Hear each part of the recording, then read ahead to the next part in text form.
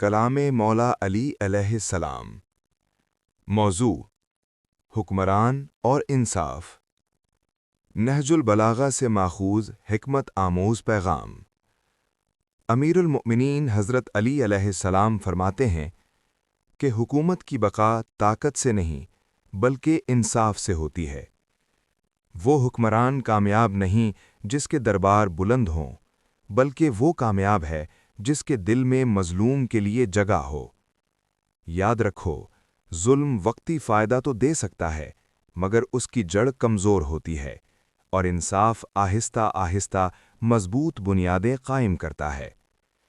جو حکمران اپنے قریبی لوگوں کو قانون سے بالا سمجھے، وہ خود قانون کو کمزور کر دیتا ہے، اور جو قانون کو سب پر برابر رکھے، وہ قوم کو مضبوط بنا دیتا ہے۔